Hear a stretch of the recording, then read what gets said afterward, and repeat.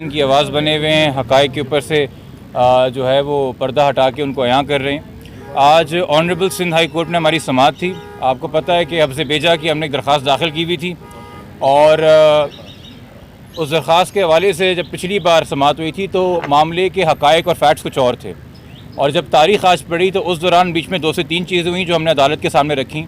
एक तो हमने कहा कि जी बच्ची फ़िलहाल दारुल अमान में है लाहौर के, और मुबैना तौर पे अपनी दरख्वास्त के साथ है, और मुबैना तौर पे ये भी कहे कि जी मैं अलहदा हो चुकी हूँ अपने शौहर से, जिसको शौहर कहा जा रहा है, और तनहा एक तरीके से लवारिस होने की कैफियत के अंदर मुझे दारुल अमान में रखें, चूँकि उसका एक मौक़िफ़ रहा है कि वालिदैन से भी ख़तरा लाहक है।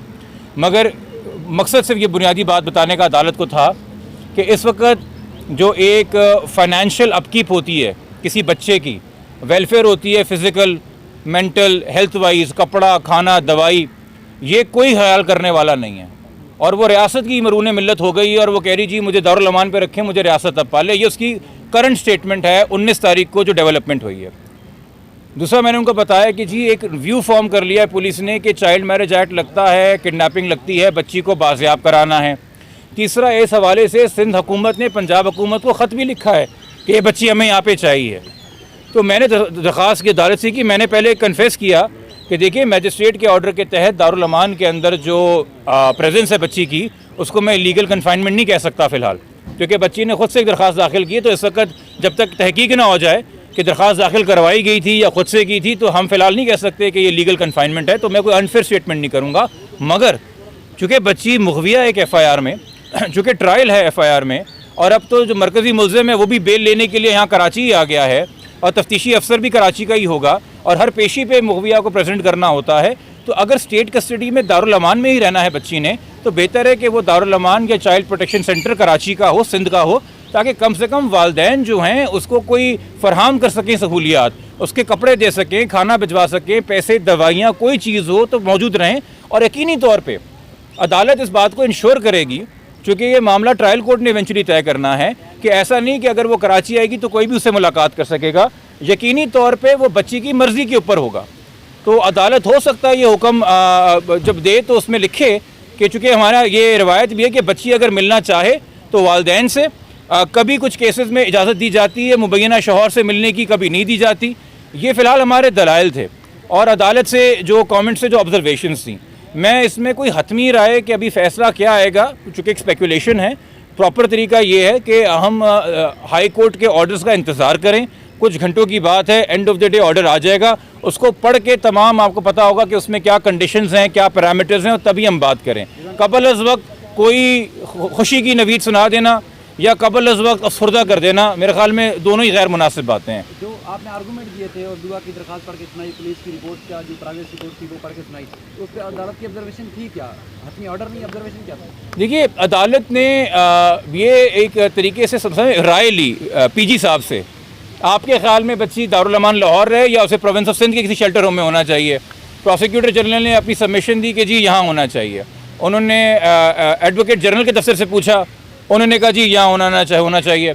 उन्होंने IO से पूछा, जो कि साहबका IO है, मगर अब चूँकि नया IO आया नहीं है तो वो कस्टोडियन एक तरीके से फ़ाइल का है, और ये मेरे नहीं, ये तो क्या कहते हैं मरकज़ी मुल्ज़िम के वकील के दलाइल थे कल कि जी ये करंटली कस्टोडियन है। तो मैंने उन्हीं को कहा, मैंने कहा जी कस्टोडियन है, तो उन्होंने कहा भाई तफ्तीश के लिए चाहिए, तो उसने भी कहा कि हाँ जी बच्ची हमें यहाँ पे चाहिए, उसने स्टेटमेंट दिया। तो अदालत ने ये व्यू फॉर्म किया। बट अगेन फ़ैसला क्या है अदालत का? चूँकि अदालत ने कोर्ट में फ़ैसला नहीं सुनाया है, अदालत ने कहा है during the course of the day. मगर जो मेरे ख़्याल में एक व्यू फॉर्म है, और जो एतराज़ था मुल्ज़िम के वकील को, एक तो उन्होंने पहले एतराज़ किया कि ये चल रही है हफ्ज़ बेजा की कार्रवाई, वो कह रहे हैं जी मेरे बैंक अकाउंट्स फ्रीज़ हुए हैं, जिसका इस केस से कोई लेना देना नहीं था। उसमें जब अदालत ने कहा कि ठीक है भाई, अगर कोई बैंक अकाउंट फ्रीज़ हुआ है हमें लिख के दे दीजिए, हम इसके ऊपर कर लेते हैं कार्रवाई, अगर आप कह ही रहे हैं तो उन्होंने कहा नहीं जी ज़हीर के नहीं है, शब्बीर के बैंक अकाउंट्स हैं।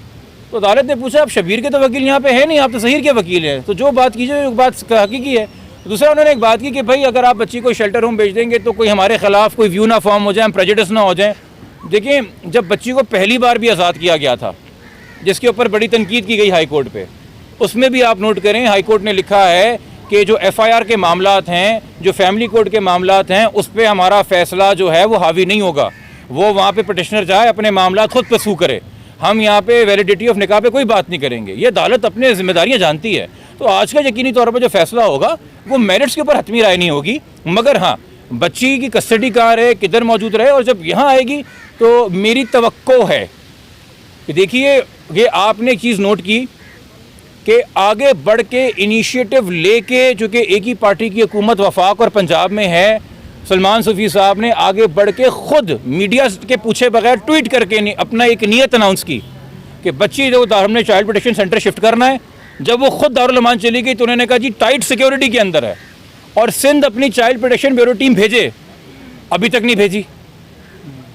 सवाल है ना सिंध हुकूमत क्या कर रही है। सॉरी, अब अगर बच्ची यहाँ आती है, अब हाई कोर्ट के ऑर्डर पे आ रही है, उन्होंने अगर नहीं भेजी तो कम से कम हम एक्सपेक्ट करते हैं इतनी होशमंदी, इतनी दानिशमंदी, इतनी बुर्दबारी और इतनी अक्ल समझ कि सिंध हुकूमत इस केस की हसासियत को समझते हुए proper adequate security, proper adequate facility देगी किसी गैर ज़रूरी इंसान को। और ख़ास तौर पे देखिए जी, आपके स्टाफ का कोई भी बंदा हो सकता है जिस पर आप नज़र ना रखें, जो करप्शन करके बच्ची को वहाँ उन चीज़ों से एक्सेस दे रहा हो जो कि नहीं देने की होती हैं। तो ये बड़ी जिम्मेदारी दी रही है हाई कोर्ट सिंध हुकूमत को, और हमारी उम्मीद है कि सिंध हुकूमत जो है ये जिम्मेदारी पूरी तरीके से निभाएगी। और इस हवाले से मेरी आप लोगों से दरख्वास्त होगी कि जब एक बार बच्ची यहाँ पे आ जाए तो उसकी आपकी पर वेलफेयर के बारे में सिंध हुकूमत से भी आप लोग दरख्वास्त करें और उनसे भी पूछें कि उनकी क्या जिम्मेदारी और रोल बनता है। ज़हीर को सर पेश किया गया है, आज ज़हीर को पेश किया गया, लोग एतराज़ कर रहे हैं, क्या वजह हो सकती है? देखिए पेश किसी को नहीं किया गया है। एक इंसान किन्हीं भी हालात में, किन्हीं भी वजूहात के ऊपर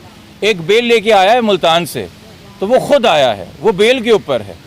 पेश उसे किया जाता है जिसको हथकड़ी होती है, जो अगवा होता है। इस वक्त पुलिस के पास इसका स्टेटस गिरफ्तार का नहीं है, वो तो इसे कभी गिरफ्तार कर ही ना सके। खैर बेल होने या ना होने से फ़र्क नहीं पड़ता। जब बेल नहीं भी थी तब भी उसको मरकज़ी मुल्ज़िम को गवाह बना के उसका 161 का बयान रिकॉर्ड कर रहे थे।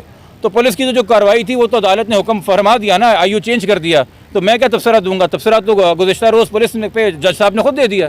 सर आज सिंध हुकूमत का जो बयानिया था उससे आप मुतमिन है? सिंध हुकूमत जिस तरीके से आज का केस यहाँ पे, वरना सिंध हुकूमत ऐसे बयान नहीं देती इस केस में भी, लेकिन आज यह है कि केस यहाँ पे तो बच्ची भी यहाँ पे लाया जाए, बहुत माकूल बात है और बिल्कुल मैं इस बयानी को सपोर्ट करता हूँ। मगर मैंने जो पहले जिस चीज़ से इशारा किया था वो है कि उस बयानी की ओनरशिप सिर्फ बच्ची को यहाँ पे लाना नहीं है, चूँकि वो हमारी क्लाइंट्स की साइमा साहिबा की और काज़मी साहब की बच्ची है। माँ की आगोश से बेहतर कोई शेल्टर नहीं होती।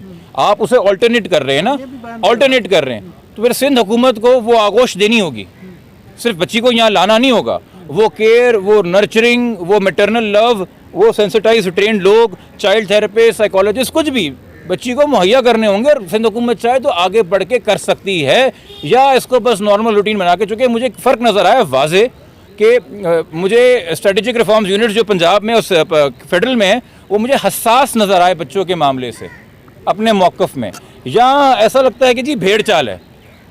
तो जब तक मैं अगेन कोई सियासी बात नहीं करना चाहता, बट ये सूबा VIP कल्चर की बहुत बड़ी मार है जी।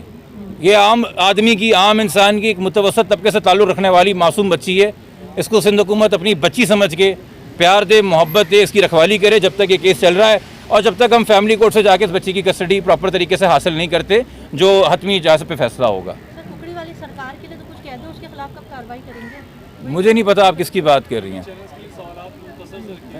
हाँ सर देखिए, अफसोस मैं कहूँ या पता नहीं क्या तब्दील, बताऊँ क्या हो गया, वहाँ कैमरे यहाँ हो गए और ये वाले कैमरे यूँ बढ़ गए। हाँ सर थोड़ा सा शब्बीर का कोई और आपने बात हो गए डन हो थोड़ा गया सा सर। शब्बीर का स्टेटस बता दें, कल आपने उसको नामजद करवाया है। नहीं, मैंने नामजद नहीं कराया जी, वो नामजद शुरू से है अदालत के अंदर, और उसका स्टेटस तो मफरूर का इस वक्त, उसने तो कहीं से बेल अप्लाई नहीं की है। तमाम के तमाम लोग जो पहले से नामजद है 33-35 लोग, वो तमाम मफरूर हैं, ठीक है। बट अभी मैं आप सबसे कहूँगा, आप लोगों से भी दरख्वास्त करूँगा, खुदा के वास्ते अभी कोई भी हतमी राय देने से पहले इस ऑर्डर के ऊपर बतौर वकील आपसे दरख्वास्त कर रहा हूँ, हाई कोर्ट के ऑर्डर का इंतज़ार करें, उसके बाद अपनी राय दें। जो यहाँ पे कोर्ट रिपोर्टर्स मौजूद हैं वो जिम्मेदारी को समझते हैं। जो नए दोस्त यहाँ पे इस केस को फॉलो कर रहे हैं उनको मैं बता रहा हूँ, जब तक ऑर्डर तहरीर में ना आ जाए, उसको A to Z ना पढ़ लिया जाए, उस पर हतमी व्यू ना दिया जाए। बहुत शुक्रिया, थैंक यू।